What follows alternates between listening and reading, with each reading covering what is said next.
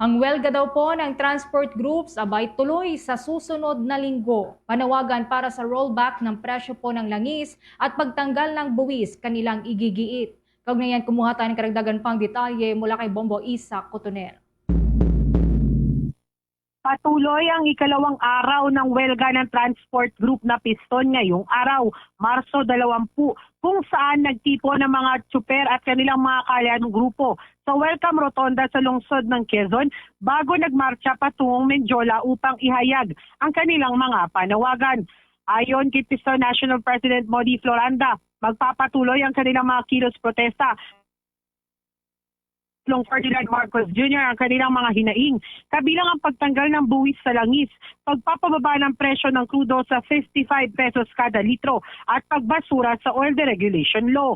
Kasama ng grupong Manibela at laban TNVS, inanunsyo rin ni Floranda ang planong panibagong malawakang transport strike sa susunod na linggo kung magpapatuloy ang pagtaas ng presyo ng petrolyo. Kaugnay niyan, pakinggan natin ang Piston National President si Modi Floranda. Ay hindi natatapos ngayong araw ang ating pagkilos, kundi ito ay simula pa lamang sa tutuloy-tuloy na transport strike, sa tuloy-tuloy na malawakang marcha rally ng mga mamamayan. Hindi lamang sa atin ay welcome naman lahat ng grupo at lahat ng federation ay sinasabi nga natin ay dapat magkaisa lalo na ngayon yung malaking epekto nitong patuloy na pagtaas ng presyo ng petrolyo. Kaya't mahalaga din mahalaga yung pakikisa. Natuwa tayo kahapon dahil dumaan si Mardito sa Welcome Rotunda, dumaan din yung ilang grupo ng Iginiit ng mga transport group na hindi na sapat ang kasalukuyang pasahe upang matustusan ng araw-araw na gastusin ng mga tsoper, lalo na sa patuloy na pagmahal ng krudo. Marami na rin anya ang nahihirapang magbayad ng boundary at matugunan ng pangangailangan ng kanilang pamilya.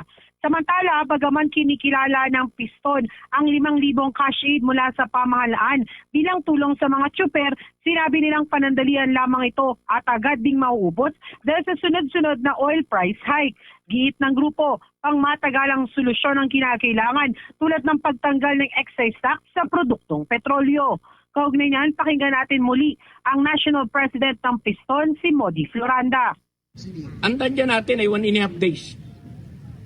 Kasi kung umabot siya ng 120, kung kami ay nagkukonsume ng 30 liters per day, ang bawat araw po namin ay 3,600 pesos. Kaya 1.5 days lang yung 5,000 na sinasabi nila. Para sa Bombo Network News, ito si Bombo Isa Cotonel and this is Bombo Radio Philippines, the #1 and most trusted source of news and information. Basta Radio Bombo.